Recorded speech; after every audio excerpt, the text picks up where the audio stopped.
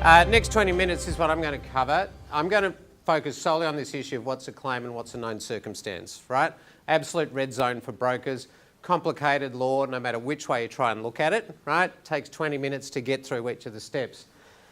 This is what I'm going to cover. Gribbo's then going to talk about some pretty common examples when PI policies don't respond, about whether or not you actually have a claim for compensation.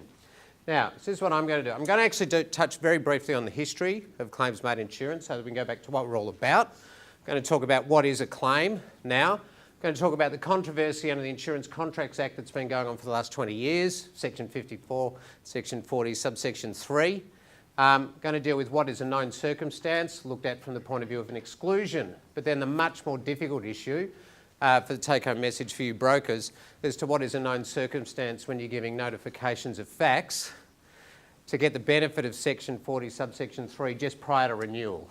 You know that issue? Coming up to renewal, client says something's gone a bit smelly, do we notify it or not?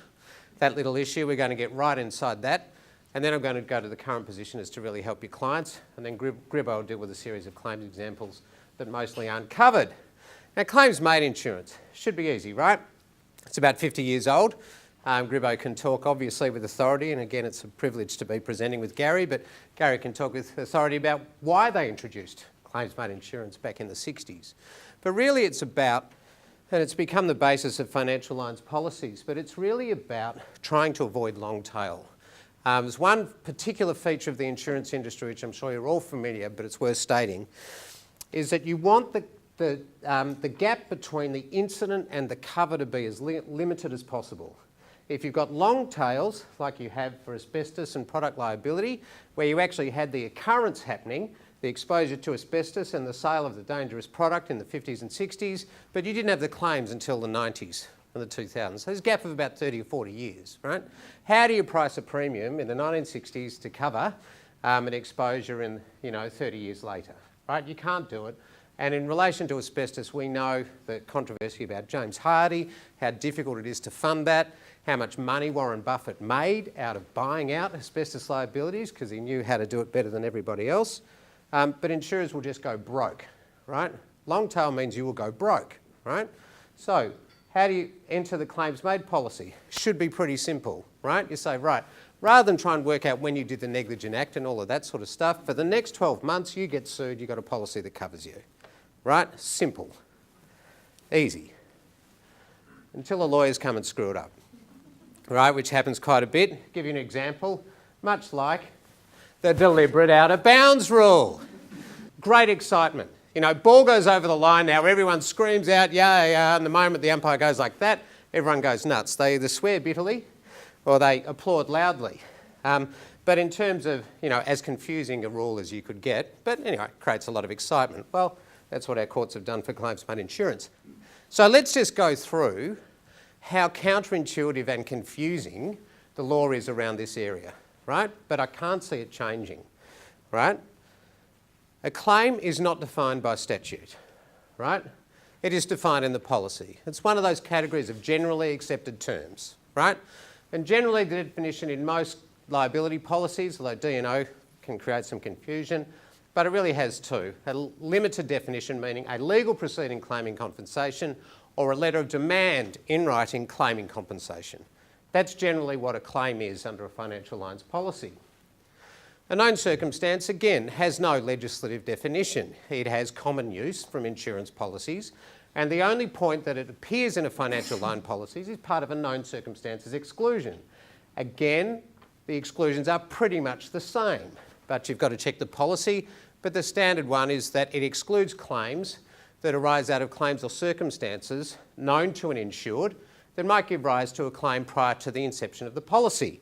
So obviously each policy renewal date, right, that's when your known circumstances exclusion starts to kick in, right? Section 54 says an insurer cannot deny indemnity simply because of something an insured has done after the policy was entered into. Right, now I'll go through in the paper which I've handed out some history about Section 54, but let's just go back. We have our policy renewal date here. We have some circumstances that arise during the policy year, right? Then we have the new policy year coming up. Then this year we have a claim. Then we have a renewal here, and a renewal here, and a renewal here. Now, our High Court says that even if you fail to notify the claim here, right, it doesn't matter, right? The policy during the period that you should have notified the claim is the one that will respond. Now, Section 40, subsection 3 is totally different. It gives you a right. It gives you what I call a stake in the claim right. It means if an insured notifies an insurer in writing, has to be in writing, of facts that might give rise to a claim, they are covered in that policy year, even if the actual claim arises years later. Okay, so coming into my situation, policy period here, circumstances here. Write the letter to the insurer setting out notice of facts, stake your claim in the ground. Even if the claim comes out here, doesn't matter, let's go back to our stake year, bang, policy responds, okay? And that is a legislative right. Now, back in the old days, right, at these cases involving Sir Tristan Antico and Australian Hospital Care, 2 High Court decisions, they had an obligation in the policy. It was an obligation in the policy to notify a circumstance, right? And it was an obligation in the policy to notify a claim. People might remember what these looked like. It actually put under the policy conditions. 1A, you will notify of a claim promptly. B, notify a circumstance. Good proper practice, right? But it was because of that obligation to notify that Australian Hospital Care said that Section 54 applies, right? So if you've got the obligation to notify, whether it was a circumstance or a claim, they're really saying it doesn't matter, right? In fact, they went so far as to say, we'll change the name of claims made to a discovery policy, right? Now, but the clear was you had the obligation, you couldn't notify. So what did the market do? God bless David Abbey, CGU, market leader, removed any obligation in policies to notify anything, right? Remove the obligation to notify a claim, remove the obligation to notify a circumstance, right? So he had this distinguishing feature in policies now from those High Court proceedings. Now, the High Court case of Porthouse, decided some 12 years later, upheld a known circumstances exclusion. In what was a classic failure to notify a circumstance case, was a barrister, really should have known that he was going to get sued for missing a limitation point, and it was held that the known circumstances exclusion applied. But what's interesting about Porthouse is that we don't know if he ever went back to this point, when he should have staked a claim under 43 and didn't, as to whether or not that itself is going to be an act to which Section 54 applies. So it is arguable, let me say arguable, because I think if you rely on this argument or wait for this argument to happen, you're an idiot, but arguable that if you fail to stake your claim, doesn't matter. Now, if that happens, it would turn claims made insurance into this bizarre occurrence-based amalgam where it would be extremely difficult to close off your accounts at the end of every year because you wouldn't know what was happening. But anyway, the current state of the law, insurers have started reintroducing the obligation to notify a claim under the policy, but leaving out any obligation to notify a circumstance, right? So that means failure to notify a claim, Section 54 applies, no problem. Fail to notify a circumstance and you're fucked. Right? That is where we are in relation to market and legal practice. And that is a bit odd, because we all know what a known circumstance is, right? Level of comfort. If you think your comfort level as to what constitutes a known circumstance, about 8 out of 10. Who put their hand up? I won't pick on you, I promise. Maybe 7 out of 10, 6 out of 10, 5, 4. Gribbo, what do you think the average understanding in the industry is as to what constitutes a known circ? Probably between 4 and 5. Probably between 4 and 5. Neil Shepherd commented this morning that anyone goes above 8 are lying, right? Because it's got that level of uncertainty about it. Now, it's an odd two-sided coin. It starts off with its definition being an exclusion, but then you've got this legislative right under Section 40, subsection 3. And there are cases that obviously consider both. Is it exactly the same? Well, the cases dealing with exclusions focus on 2 key things, right?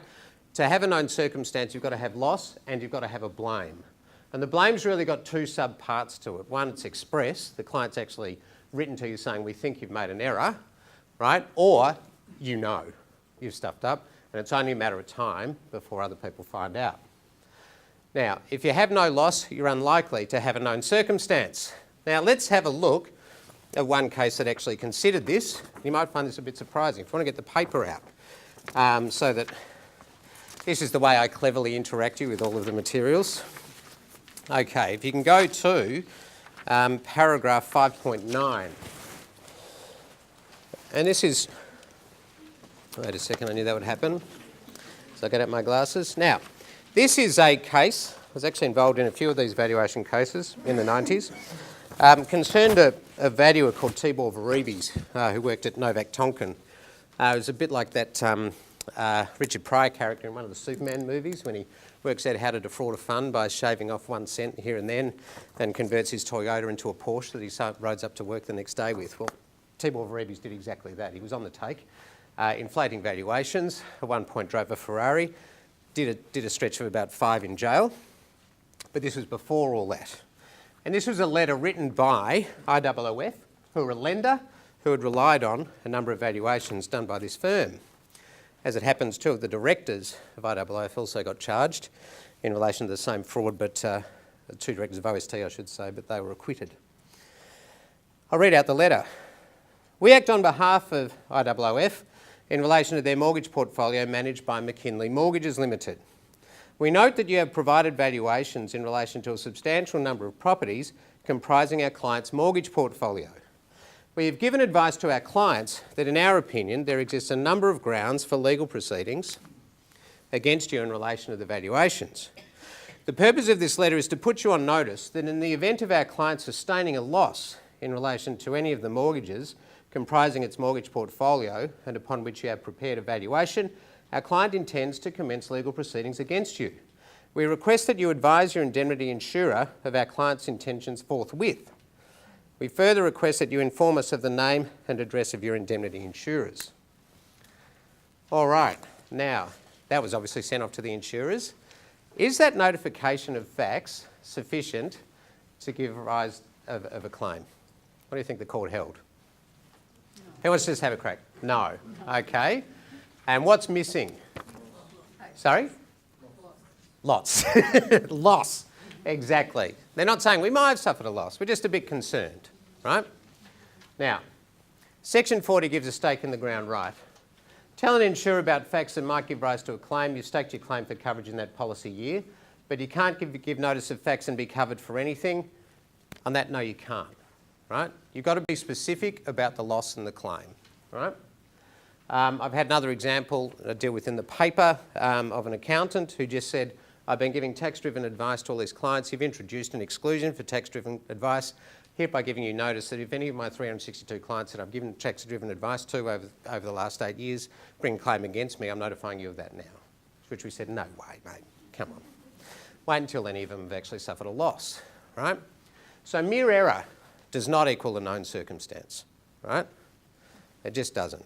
There's got to be loss. That's the real trigger, or a loss that is so apparent that it's clear. That's what makes something go somewhere. So it's a shame it won't be a claim. Now, so how do you deal with this from a practical perspective with your clients, right? It is now standard in the market that you have a pre-renewal procedure, right? 6 weeks before, we bring out your debt email goes around the professional services firm, right? Now, even DLA's, Piper's own internal email still asks, you know, are you aware of any circumstance that might give rise to a claim? The definition under the policy, right? But what does that mean? Right? The thing you really need to drill down on with your clients is, have your clients, being the clients of your clients, have your clients suffered any loss where they think you might be at fault? Right? That unlocks the key question to work out whether you've got a problem that's going to lead to a claim or not. And also remind your client that it's quite standard industry practice that 9 out of 10 notification of circumstances don't lead to claims. And here's the common stuff-ups. The Porthouse. I didn't do anything wrong, so didn't think I needed to... Sorry, this wasn't Porthouse, but I didn't do anything wrong, so I think I needed to notify. Porthouse was I didn't think they were going to take it in further. Last one, I had my head up my... Anyway. Okay, audience participation time. Assume you're a life broker, right? I just thought I'd try something foreign to most of you. Actually, are there any life brokers here? Anyone doing it? Okay, wouldn't own up even if I... all right, a client complains to you that her trauma cover should be $1 million rather than $500K. You review the file and write back to her saying you've carried out her instructions. Is that a known circumstance? Right? Bit of blame, no loss. Same situation. You review the file and find out that she did ask for $1 million cover and Leggatt, an employer you recently sacked for incompetence, didn't carry out those instructions. Your client is in perfect health. Known circumstance? No. No loss. Same situation. Client writes to you advising she's been diagnosed with myeloma and politely inquires as to why her trauma cover is only $500,000 when she clearly instructed Leggatt to place $1 million. Known circumstance? Okay. Loss and blame. Okay, you have a client who is a director of a company, right? You can forget that you're a life broker, you're now breaking D&O. You have a client who is a director of a company. He tells you that the company has just been placed into receivership by its largest creditor. Is that a known circ? Sorry, my Fitbit's telling me my heart rate's gone up to 94 and that I'm in fat-burning territory. It's also telling me I've done 36,000 steps today, which, believe me, it's not that busy in the office. Okay, what do you reckon? Look, industry practice is we treat it as a known circ because you've had the loss, right? Moment a company goes under, loss.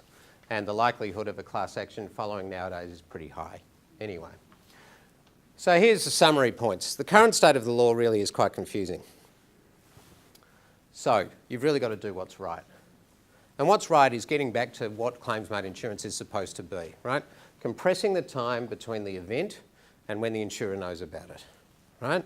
That way we get an efficient, responsive market, and it's up to all the market participants to do that rather than let the lawyers and the regulators stuff it up for us, okay? I think that's being done quite well. Now, identifying a known circumstance is the red zone for brokers and their clients, right? Particularly when it's close to policy renewal.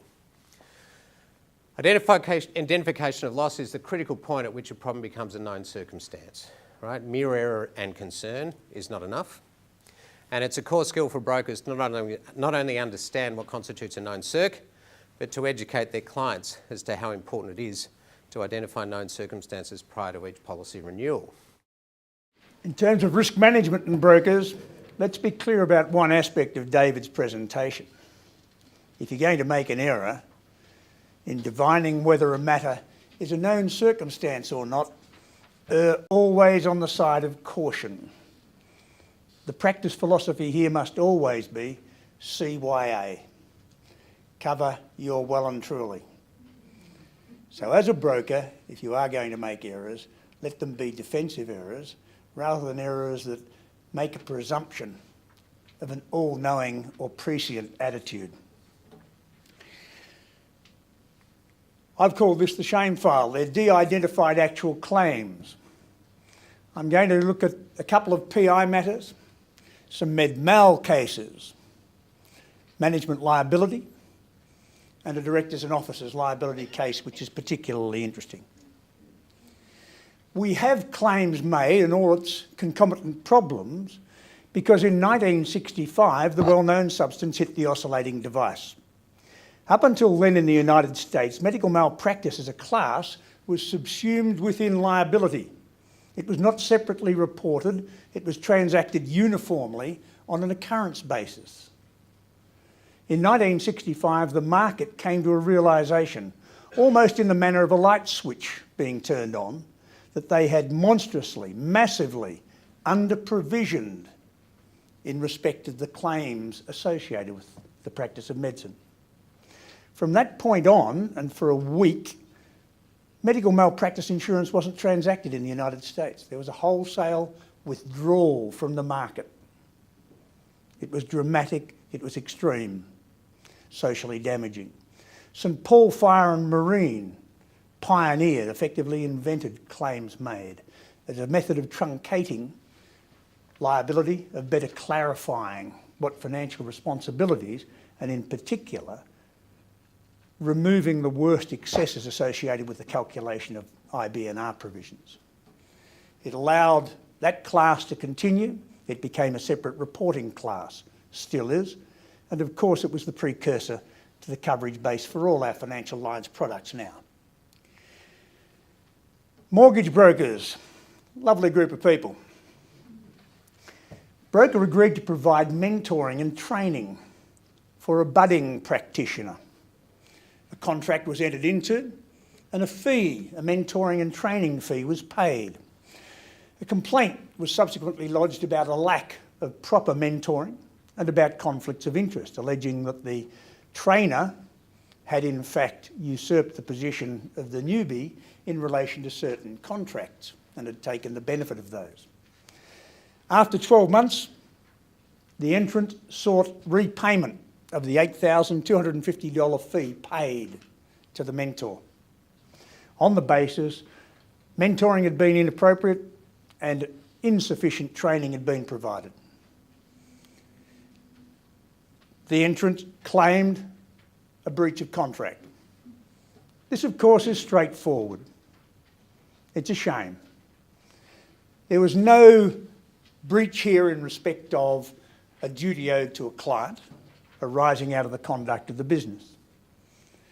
No claim was in fact made. It was a request for refund of fees.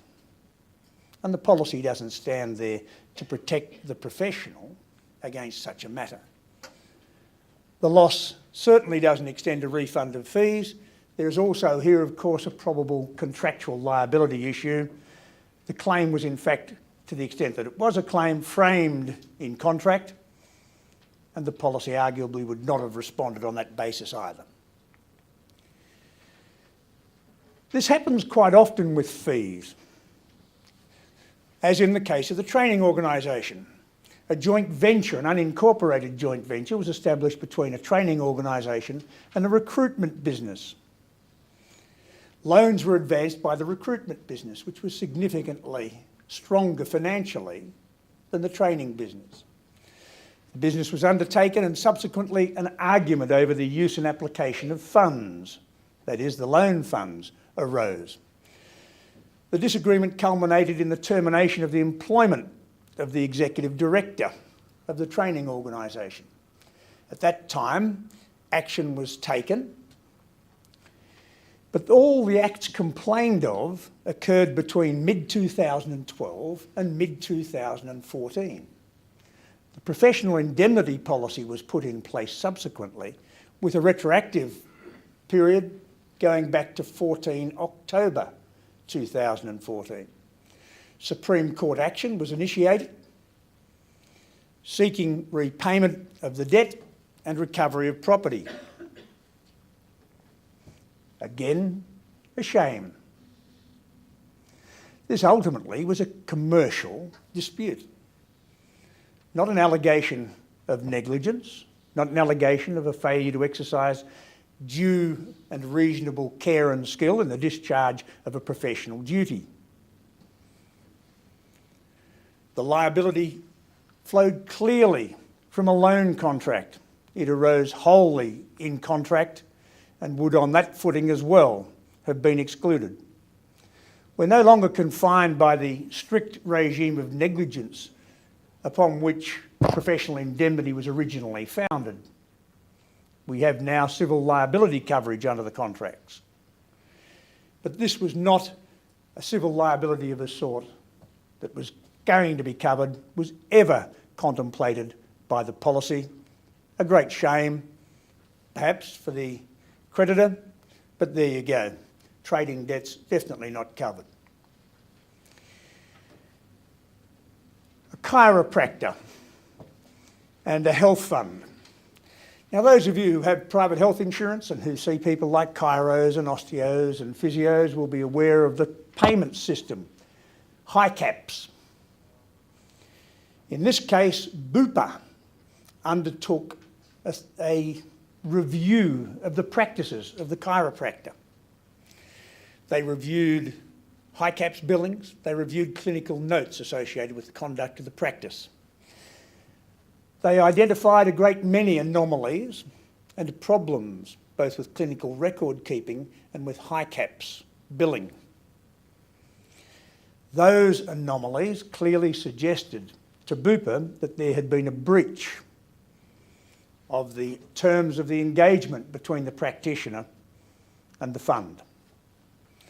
Following that review, the Health Fund requested repayment of $15,000, and being a good old boy, the chiro sought indemnity under his policy. Is it a matter that's likely to be covered? Used to be a time when one insurer provided cover for them, but due to the extraordinary losses that they paid, I don't believe they any longer do. Of course, it's a shame. Med-mal policies are there to cover the costs of legal representation at inquiries as a natural component of the protection provided to health professionals. However, Bupa is not a professional body, nor is it a regulatory body. It's a contractual relationship entered into by the practitioner, but certainly not in terms of the standard inquiries clause that you'll encounter nowadays, a body contemplated by the cover. Now, there are differences in policy wordings and clauses, of course, but a broadly typical inquiries clause runs: inquiry means an official investigation, examination, tribunal inquiry, or other official proceeding directly related to the provision of healthcare services and in connection with the business, held or conducted by an overseeing professional body or industry association or any coronial inquiry. Clearly on that footing, Bupa is not in the frame, and the chiro was never going to be indemnified in this particular circumstance. A really very, very interesting case recently, very recent indeed, only in the last couple of weeks, was some motorcycles. Now, an importer of motorcycles from Canada discovered a particular manufacturer there, produced an excellent product, terrific bike, able to be badged with its brand, import conditions well and truly satisfied, environmental licensing not an issue. However, they had a problem. There was already an exclusive distributor in Australia.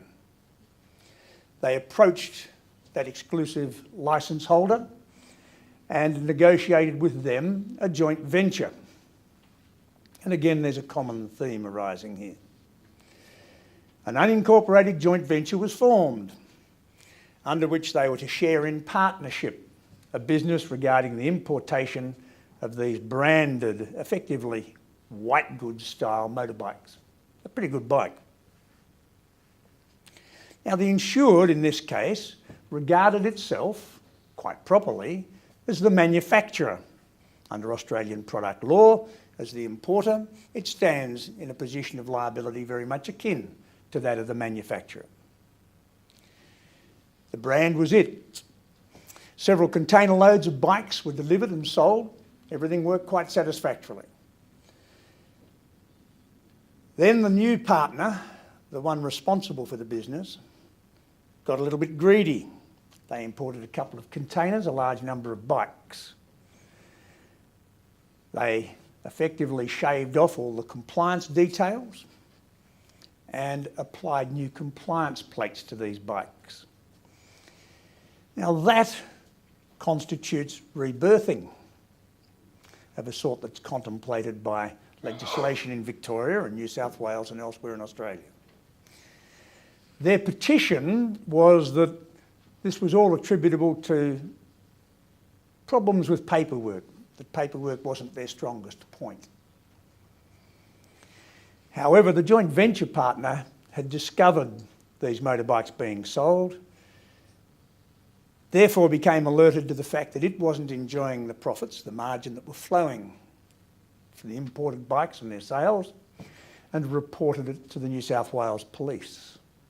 The police investigated, a 60-page brief later, and the matter is in criminal court in New South Wales. The partner responsible for the branding, the rebranding, the rebirthing, as it were, at law, has been dragged in, has to this point spent significantly more than $200,000 on legal defence in respect of the rebirthing action. Is that a claim under the policy?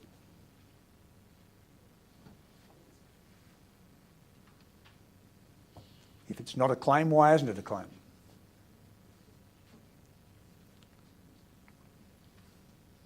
It's of course a shame.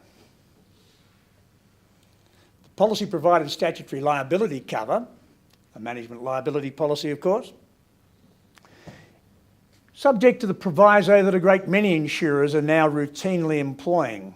We will provide statutory liability cover if we are not legally prohibited from doing so.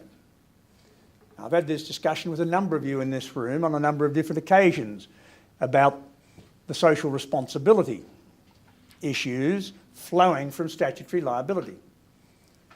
David has talked at a previous seminar about general deterrence and about specific deterrence, each of which, in terms of the social good, is extremely important.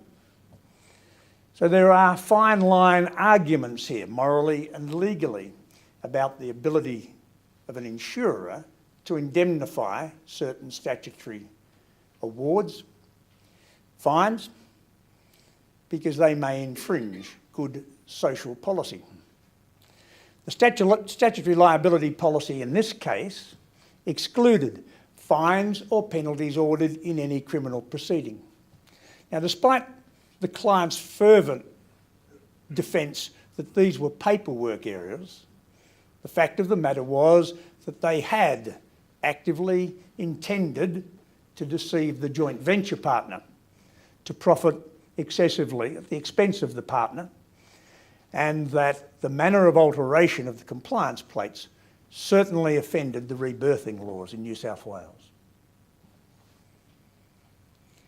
On that basis, as well as the general exclusion in relation to committing any reckless, intentional, dishonest, fraudulent or criminal act, or where the matter arises as a consequence of reckless breach of any statute or regulation, the insurer in this case was well within its rights to deny indemnity.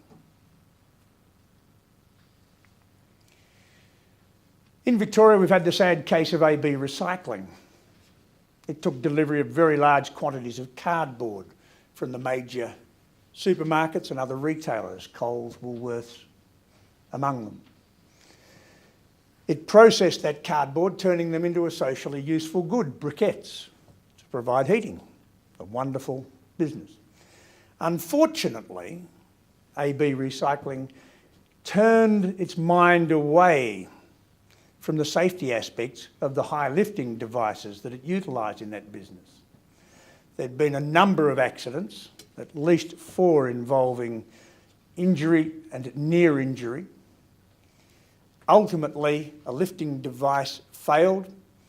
A significant weight in excess of 250 kilograms dropped on top of a young man who was killed. A tragic workplace event of a sort that should just never happen. They'd been alerted to it often enough. There had been previous incidents. But for reasons of margin and profit, a blind eye was turned to the equipment failing. A clear case of failing to provide a safe workplace.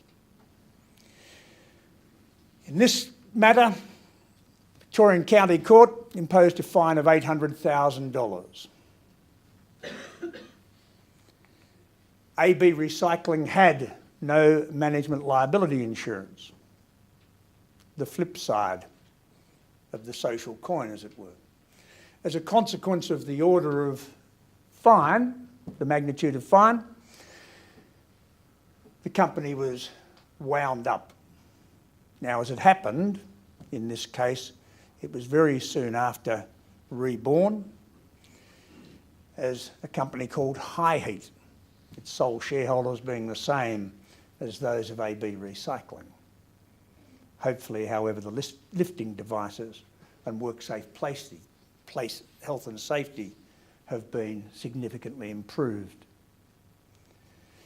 The key here is always that management liability, regardless of the broader social context, is a critical protection, both for the personal liabilities and the corporate liabilities associated with breach of statute and with breach of employment law. In relation to breach of occupational health and safety and workplace health and safety regulation and obligations. We have an almost uniform environment in Australia now across the states. Not perfectly so, but very, very close to it. Reckless breaches exposing someone to injury or death exposes corporate offenders to a fine of up to $3 million. Officers could face penalties of fines up to $600,000 and or 5 years in prison. The management liability policy won't cover the costs of imprisonment. Non-reckless breaches bring fines up to $1.5 million and $300,000 for individuals. Simple breaches of the Act, fines of $500,000 in the case of the corporate, $100,000 for individuals. The data is interesting. Between August 2014 and September 2015 in New South Wales, our most litigious environment, the second most litigious environment in the known universe, 20 convictions for non-reckless breach were recorded. The average penalty, $135,000. The largest event, Visy, which had been found to have been guilty of infractions of workplace health and safety regulations on a number of occasions of a similar nature, was fined $500,000. The judgments are much less dramatic than we'd thought they might be when the legislation was passaged.